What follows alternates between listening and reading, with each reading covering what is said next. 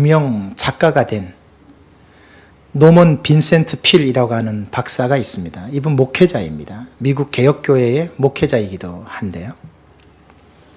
이 적극적 사고방식이라는 책은 오늘날 모든 기업, 모든 공동체, 모든 사람들에게 있어서 아주 획기적인 그런 마인드를 제공했다라고 할 수 있습니다. 이 책의 근간은 성경입니다. 기독교적인 정신을 근간에 두고 있죠. 이 노먼 빈센트 필 박사님에게 한 청년이 찾아왔습니다. 상담을 요청하면서 이렇게 말을 합니다. 박사님, 제가 다니는 직장이 힘듭니다. 문제없는 직장 하나 추천해 주십시오. 빈센트 필 박사님이 그 얘기를 듣고, 그래, 내가 문제없는 직장을 한 곳 알고 있는데 내가 추천해 줄 테니 가보겠나? 네, 당장 가보겠습니다. 그럼 내 차를 타게. 빈센트 필 박사님 한참을 운전합니다. 그래서 도착한 곳이 어디냐면 공동묘지입니다. 공동묘지에 차를 세우고 말합니다. 바로 여기가 문제가 전혀 없는 직장일세. 여기는 정말 아무런 문제가 없어. 아무런 어려움도 없어. 아무런 말도 없어. 어때? 취직시켜줄까? 빈센트 필 박사님이 그렇게 말을 했다고 합니다. 이 이야기는 무엇을 말하는 것일까요? 살아간다는 것은, 문제 없이 살아가는 것은 없습니다. 어려움 없이 살아가는 것 없습니다. 사람은 누구나 죽습니다. 어느 누구도 피해갈 수 없죠. 죽지 않는 사람도 없고요. 2번 죽는 사람도 없어요. 그래서 죽음은 공평합니다. 언제 죽는지는 모르지만 반드시 죽는다는 것은 다 알고 있죠. 우리 여기 학생들, 청년들, 젊은 우리 교우분들이 많이 있습니다만은 아직 내 날이 많이 남았다, 그렇게 생각하시면 안 돼요. 전혀 그렇지 않아요. 목사님 마침부터 무슨 말씀을 그렇게 하십니까? 아닙니다. 저는 너무나 많이 봐왔기 때문에 잘 알아요. 죽음은 모든 것으로부터 단절이죠.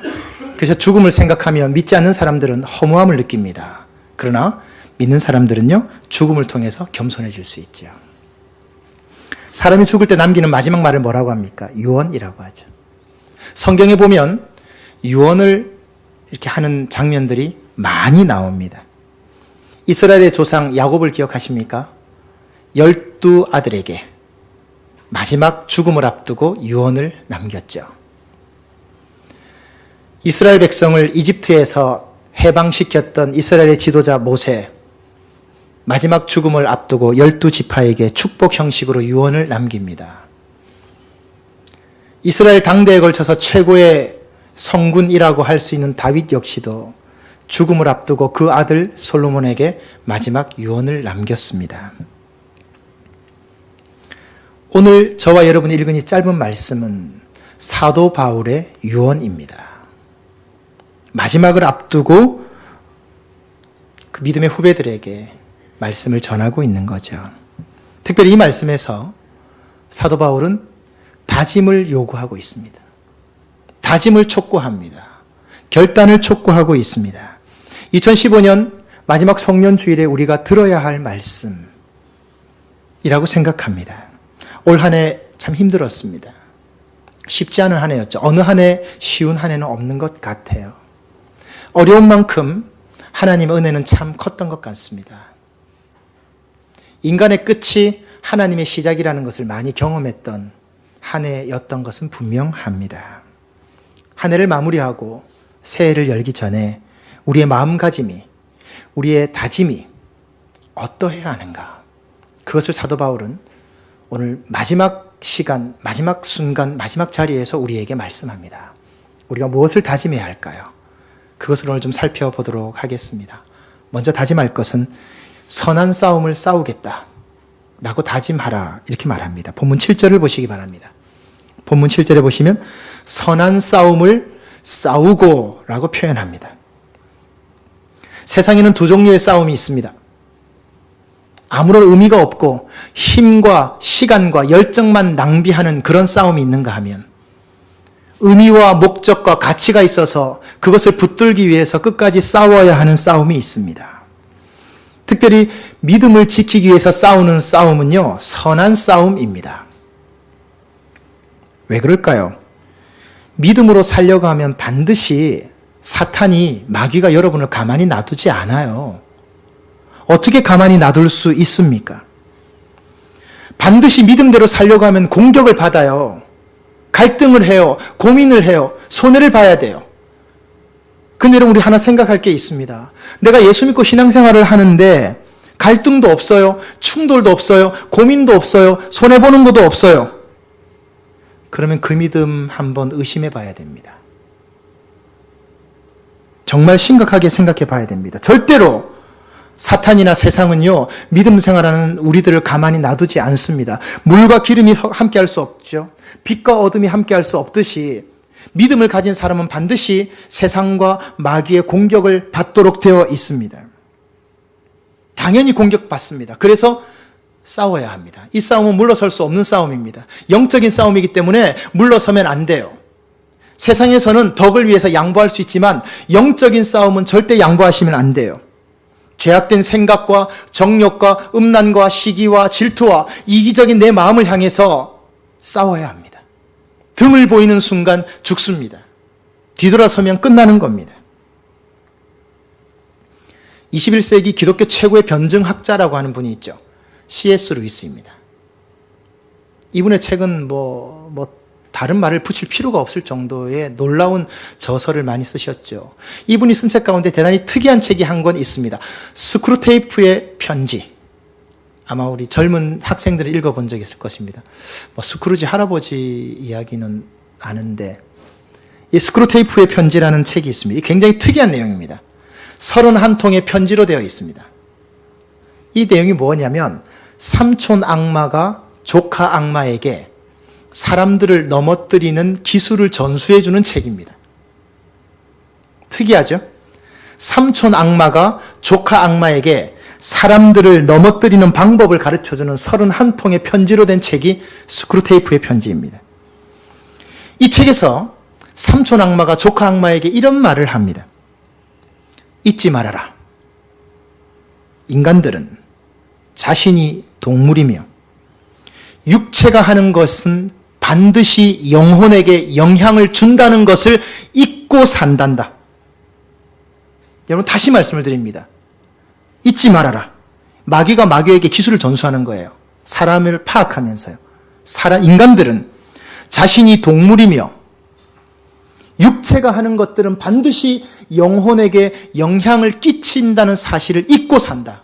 여러분, 이해하셨습니까? 이게 무슨 말일까? 이거 무서운 말입니다. 마귀가 꿰뚫어보는 이야기입니다. 예배 열심히 드리고요. 기도 열심히 하고요.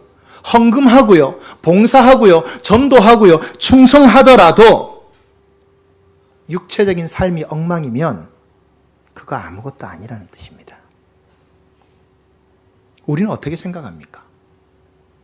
여러분, 이것을 사람들이 잊고 산다는 거예요. 내 몸에서 일어나는 일들은 반드시 내 영혼과 마음에 영향을 주도록 되어 있습니다. 반드시 그렇습니다. 영적인 것이 육체에 영향을 주기도 하죠. 그러나 아니에요. 때때로는 육적인 것이 영적인 것에 영향을 줄 때가 훨씬 더 많아요. 몸으로 하는 것은 반드시 영혼에게 영향을 준다는 거예요. 쉽게 말씀드리면 이런 거예요. 몸이 타락하면 영도 타락했다고 보면 돼요. 틀리지 않습니다. 인간관계가 엉망인 사람이 하나님과 절대로 제대로 된 관계를 맺을 수 없습니다. 엉망으로 세상을 사는 사람이 하나님 앞과 절대로 제대로 된 관계를 맺을 수 없어요. 세상적인 사람이 믿음 생활 제대로 할 수 없다는 말입니다. 영적인 것과 육적인 것은 분리된 것이 아니라는 뜻이에요. 그런데 이렇게 생각할 수 있습니다. 영적인 것도 잘하고 육적인 것도 잘해요. 세상적으로도 잘하고 사회적으로도 잘하고 교회에서도 잘해요. 둘 중에 하나는 쇼입니다. 둘 중에 하나는 척하는 겁니다. 이 두 개는 서로 부딪히는 관계지 조화의 관계는 안 됩니다. 육으로 하는 일들이 영에 영향을 준다는 것 얼마나 많이 놓치고 있습니까? 이것이 영적인 싸움의 본질입니다. 지금 예배 시간, 이 예배 시간에 하나님께서 얼마나 저와 여러분이 은혜를 많이 주십니까? 그러나 동시에 이 예배 시간 하나님 주신 은혜 바로 이면에 무엇이 있냐면 마귀의 강력한 유혹이 시작됩니다. 예배만 시작되면 조는 분 있죠. 그냥 피곤해 조는 게 아니에요. 예배만 시작되면 딴 생각하는 분들이 있습니다. 그거 그냥 하는 거 아닙니다. 여러분 이거 영적으로 잘 보셔야 됩니다. 제가 목회했던 압정교회는 그런 분 계십니다. 거기에는 일부 예배가 있었습니다. 주일날 일을 가는 분들을 위해서 만들었습니다. 7시 예배입니다. 7시에서 8시까지 예배를 드립니다. 그런데 거기 오는 집사님 한 분은요, 한 번도 안 빠지시는데, 한 번도 안 빠지지만 한 번도 안 존 적이 없어요. 참 신기하고 놀랍습니다. 조는 분들의 특징이 있습니다. 딱 졸기 시작하다 축도 때는 정확하게 깹니다. 신기하고 놀랍습니다. 제가 우스갯소리를 물어보면, 목사님, 밥 먹고 커피 안 마시면 밥 안 먹은 것처럼 예배 드리고 축도 안 받으면 예배 안 드린 거 아닙니까? 그리고 웃고 가십니다. 참 제가 뭐라 말씀을 드릴 수가 없어요. 뭐라고 하겠습니까? 그래도 교회 와서 앉아서 차라리 조는 게 은혜지. 근데 여러분, 잘 생각하셔야 됩니다. 이 시간이요, 가장 강력한 성령의 역사가 일어나는 동시에 가장 타락한 영이 강력하게 역사할 수 있는 자리가 이 자리입니다. 이것은 이 두 자리가 같이 일어나는 자리입니다. 가장 강력한 성령의 역사와 가장 강력한 악함의 역사가 같이 동시다발적으로 일어나서 여러분을 유혹하고 공격하는 자리입니다. 올 한 해를 정리하고 새해를 맞이합니다. 감사한 일도 많죠. 연약하고 아쉬운 부분도 많았죠. 그러나 영적으로 하나 우리가 다짐해야 될 것이 있습니다. 영적 싸움 한번 제대로 해보자. 이제 밀리지 말고 한번 제대로 해보자. 올 한 해 부족했던 부분 다 부여잡고 한번 제대로 해봐야 되겠다. 틀에 박힌 신앙생활 하지 말고, 화석처럼 굳어버린 신앙생활 하지 말고, 종교생활 하지 말고 믿음생활 제대로 한번 해보자. 그런 선한 싸움을 하겠다는 다짐이 있어야 한다는 것입니다. 그것을 다짐하는 여러분 되시기를 간절히 바랍니다. 또 하나의 다짐이 있었으면 좋겠습니다. 달려갈 길을 마치겠다. 끝까지 가겠다라고 하는 다짐입니다. 7절 뒷부분을 보십시오. 믿음을 지키고 달려갈 길을 마친다라고 표현합니다. 여기서 달려갈 길이라는 말씀은 마라톤에서 지정된 코스를 말하는 것이고요. 마치고라고 하는 의미는 포기하지 않고 끝까지 완수했다라는 의미입니다. 올림픽의 꽃이라고 하는 마라톤은 특이한 규정이 하나 있습니다. 아무리 빨리 달려도, 아무리 오래 달려도 코스를 벗어나거나 중간에 멈추면, 이탈하면 탈락입니다. 등수보다 더 중요한 것은 완주입니다. 그래서 마라톤을 올림픽의 꽃이라고 해서 마지막 날 합니다. 그만큼 의미가 깊은 거죠. 실제로 기록에 보면 영국 마라톤 대회에서 앞선 주자가 길을 잘못 뜨는 바람에 그 뒤따라갔던 모든 그 선수들이 다 탈락된 경우가 있습니다. 실질적으로요. 그 마라톤의 규정입니다. 무슨 규정입니까? 성적보다 완주가 중요합니다. 빨리 달린다, 1등으로 들어왔다, 이게 중요한 게 아니라 끝까지 달린다. 이것이 중요한 것입니다. 여러분, 인생이 마라톤과 같지 않습니까? 그 시작은 무엇입니까? 출생입니다. 끝은 무엇입니까? 죽음입니다. 지금 저와 여러분은 이 길을 달려가고 있습니다. 이건 단거리 100m 경주가 아닙니다. 100m 경주는 스피드가 생명이죠. 그러나 장거리는요, 지구력과 완주하는 것이 생명입니다. 1등으로 달리는 것이 아니라 꼴찌를 하더라도 끝까지 달리는 겁니다. 이게 가장 중요한 것입니다. 왜 그럴까요? 8절 말씀처럼 완주한 사람에게는 의의 면류관이 준비되어 있기 때문입니다. 완주한 사람에게는 하나님의 상급이 있다는 겁니다. 그래서 우리가 이 길을 끝까지 달려가야 한다는 거죠. 남태평양에 가면 발리라고 하는 섬이 있죠. 우리나라에도 휴양지로 아주 알려진 섬입니다. 이 발리에는 특이한 풍습이 하나 있다고 합니다. 결혼을 함에 있어서 신부를 데려오기 위해서 신랑이 신부의 집에다가 암소를 2마리나 3마리 정도 주는 것이 관습이라고 합니다. 그러니까 그 신부를 데려오기 위해서 암소를 주는 거죠. 암소 없으면 장가 못 갑니다. 발리에서는요. 두 사람이 만나서 결혼을 하게 되었습니다. 한 청년이 처갓집에다가 암소를 8마리나 주었습니다. 2마리나 3마리만 주면 되는데 8마리를 주었어요. 사람들이 다 놀랐습니다. 근데 더 놀란 게 있습니다. 더 놀라고 충격적인 것은 신부가 별로 안 이쁘더라는 거예요. 아마도 암소의 숫자에 따라서 신부의 미모가 결정나는 그런 것이 있었던 것 같습니다. 8마리 준 것으로 놀라고 나중에 보니까 신부가 안 이쁜데 8마리 줘서 더 놀랐다는 겁니다. 근데요, 놀라운 사실은요, 결혼한 다음 날부터 서서히 그 집 신부가 이뻐지기 시작하더라는 겁니다. 얼굴이 점점 더 환해지기 시작하고 밝아지기 시작하고 자연스러워지기 시작하더랍니다. 왜 그럴까요? 이유가 뭘까요? 무엇이 이 신부를 아름답게 했을까요? 간단하죠. 다른 여자는 암소 2-3마리 신부인데 나는 8마리 신부라는 겁니다. 그 자부심이 신부를 아름답게 하는 거예요. 신부가 신랑에게 물어봅니다. 당신 어떻게 나를 8마리의 암소를 주고 데려올 수 있습니까? 라고 물었더니 신랑이 뭐라고 대답합니까? 이렇게 대답합니다. 내가 당신을 사랑하기 때문입니다. 당신을 위해서라면 8마리 아니고 80마리도 주고 데려올 수 있습니다. 여러분, 신부가 얼마나 행복할까요? 여러분, 이 이야기가 무엇을 말하는 걸까요? 이 이야기의 초점이 무엇입니까? 여러분 모두가 그런 사람이란 뜻입니다. 이 세상에 암소, 아니요, 황소 다 줘도 안 바꾸는 게 여러분입니다. 그래서 세상적인 것으로 바꿀 수가 없어서요, 예수님하고 바꾼 거예요. 여러분 얼마짜리입니까? 100만 원이요? 1000만 원이요? 100억이요? 아니에요. 여러분 예수님짜리예요.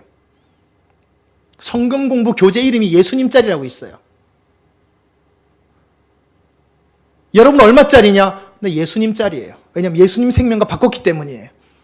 여러분이 얼마나 귀한 줄 아세요? 여러분 자부심을 가지세요. 영적인 자부심을 가지십시오. 이 사랑을 내가 알고 이 사랑을 깨달을 때 내가 충성하고 헌신하고 이 믿음의 길을 끝까지, 어떤 어려움이 있더라도 끝까지 달려가고 마치게 되는 겁니다. 이 자부심이 우리에게 필요한 거예요. 내가 하나님께 사랑받고 있는, 너무 사랑을 받아서 하나님 하나뿐인 아들 예수 그리스도와 교환된 생명, 그 정도로 나를 사랑하신 하나님 앞에 내가 이 믿음의 길을 마치도록 달려가야 되지 않겠냐는 거죠. 이것이 절대로 믿음의 길을 멈출 수 없는 이유입니다. 올 한 해 정리하시면서 우리 다짐하십시다. 주님, 이 믿음의 길 중간에 포기하거나 코스를 이탈하거나 멈추지 않고 끝까지 완주하겠습니다.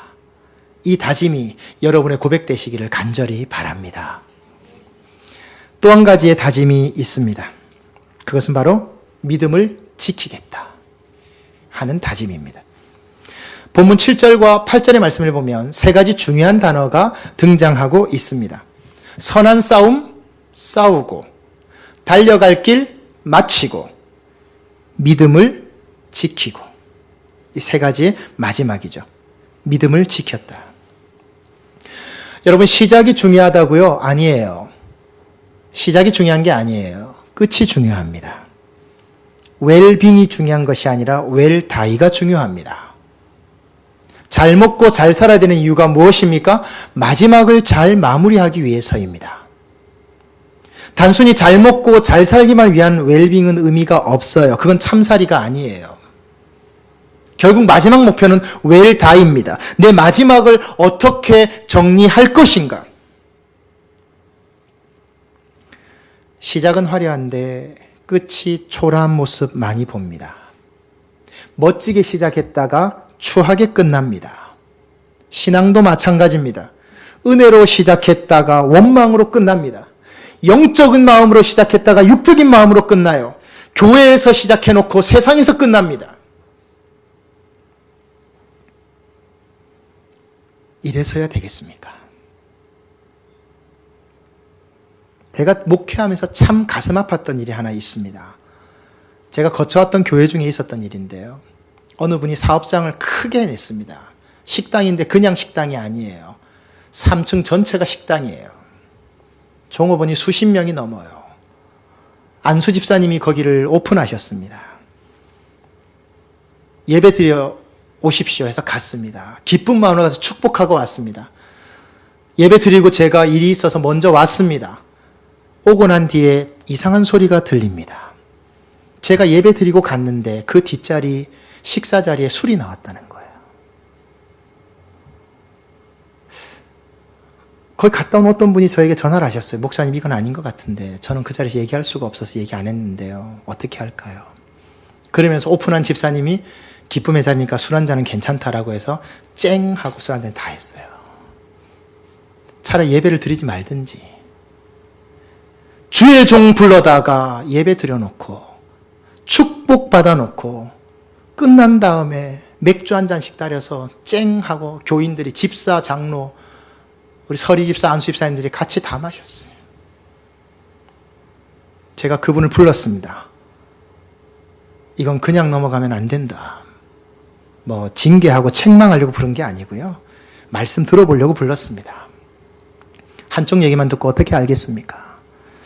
집사님, 제가 예배 드리고 난 다음에 그 자리에 맥주가 나와서 맥주를 마셨다는 이야기를 들었습니다. 혹시 제가 오해할까봐 집사님이 직접 듣고 싶습니다.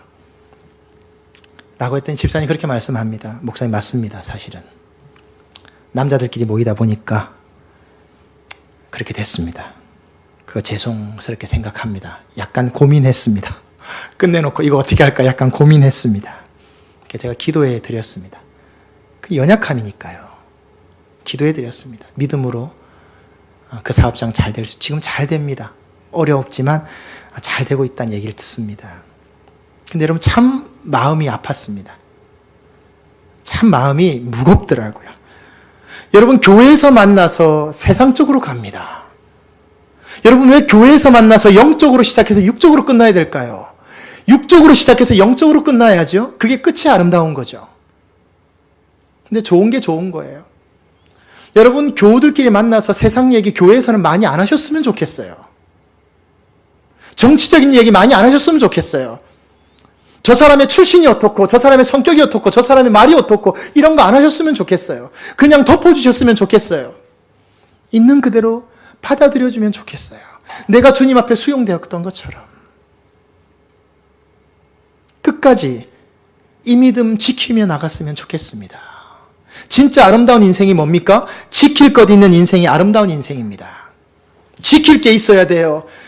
내 인생에 지킬 것이 하나도 없으면 그 인생은 비참한 인생이에요. 여러분, 우리가 세상을 살면서 힘들다고 말하죠. 고되다고 말하죠.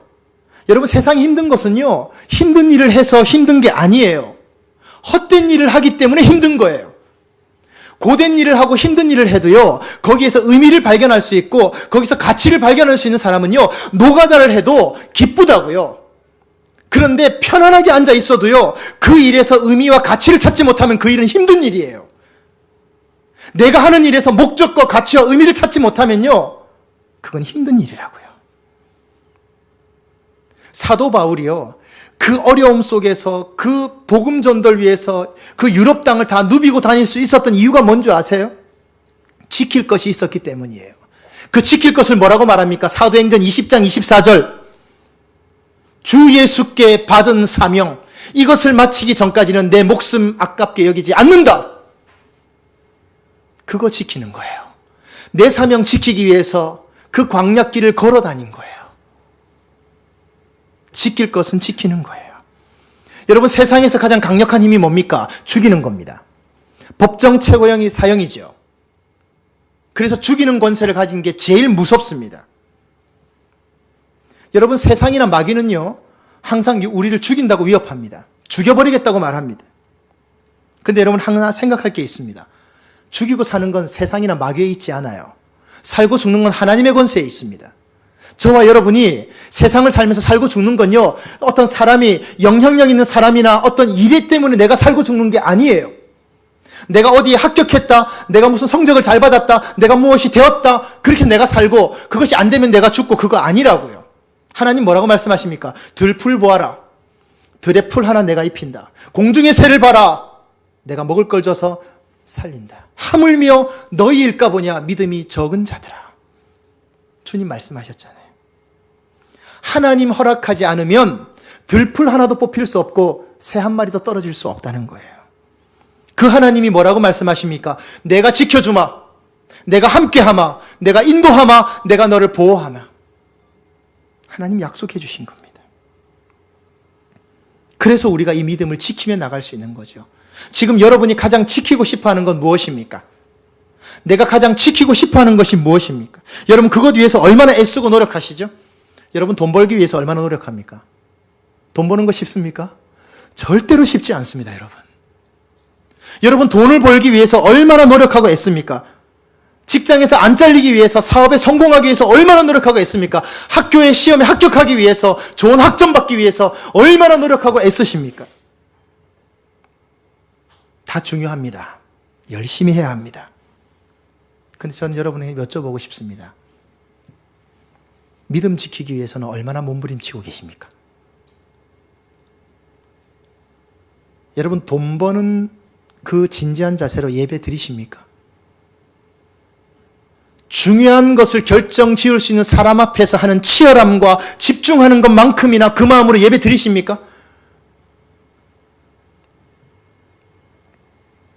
여러분 돈 벌기 위해서 우리가 새벽에도 일찍 일어나고 밤늦게까지 일하잖아요. 어떤 때는 밥도 못 먹어가면서 차 안에서 허겁지겁 한 끼를 때우면서 열심히 일하는 이유가 뭡니까? 지킬 것이 있기 때문 아닙니까? 근데 그 마음으로 지금 이 시간 하나님께 예배 드리시느냐고요. 그렇게 집중하시냐고요. 세상 일도 애쓰고 노력해서 이루어 나가는데 믿음 지키기 위해서, 믿음의 길 가기 위해서, 십자가의 길 가기 위해서, 하나님의 영광의 길 가기 위해서 몸부림치고 애쓰는 사람을 왜 하나님이 안 붙들어 주시냐고요. 왜 하나님이 인도해 주시지 않겠냐고요. 이것을 지키기 위한 다짐이 있어야 한다는 것입니다. 어느 텔레비전 피로회복제 광고를 보았습니다. 몇 년 전에. 거기에 이런 광고 나왔죠. 지킬 것은 지킨다. 그런 광고가 나왔죠. 어떤 희생이 있더라도, 어떤 손해를 보더라도, 어떤 어려움을 당하더라도 믿음의 사람에게는 반드시 지켜야 하는 것이 있습니다. 목숨과 같이 절대로 그 선을 넘어서지 말아야 하는 것이 있습니다. 그것을 지키는 사람이 하나님의 사람입니다. 우리에게 주어진 시간이 그렇게 길지 않습니다, 여러분. 정말 길지 않습니다. 하루하루가 다르고요. 하루하루가 달라집니다. 생각보다, 여러분이 생각하는 것보다 많은 시간이 주어져 있지 않습니다, 사실은. 여러분 그런 경험 없으시죠? 오늘 만났는데 내일 영안실에서 만난 경우 있으세요? 오늘 이야기했는데 내일 영안실에서 만납니다. 오늘 대화했는데 다음날 새벽에 응급실에서 돌아가신 채로 만납니다. 저 몇 번 있습니다. 제가 가르쳐준 제 제자는 주일날 만났는데 그날 저녁에 자전거 타다가 넘어져서 뇌진탕으로 뇌사에 빠져서 그날 새벽에 중환자실에서 만났습니다. 그 아이의 장례를 제가 치렀습니다. 맨 앞에 서서. 여러분 그렇게 여러분의 시간이, 저와 여러분의 시간이 길지 않아요. 많이 있을 것 같죠? 아닙니다. 아닙니다. 길지 않습니다. 우리의 남은 시간 동안 선한 싸움 싸우다가 가십시다. 믿음을 지키고 달려갈 길을 달려가십시다. 그 다짐, 그것이 저와 여러분을 하나님 앞에 아름답게 할 것입니다. 이 귀한 은혜의 축복, 올 한 해 인도해 주신 하나님의 사랑 고백하면서 믿음의 길을 지키며 나가는 여러분 되시기를 주님의 이름으로 축원드립니다. 이 시간 우리가 이 말씀을 생각하면서 우리 다짐하는 마음으로 한번 찬양을 드렸으면 좋겠습니다. 이 찬양 가사에 보면 다짐의 찬양이 나와 있습니다. 다짐의 고백이 있습니다.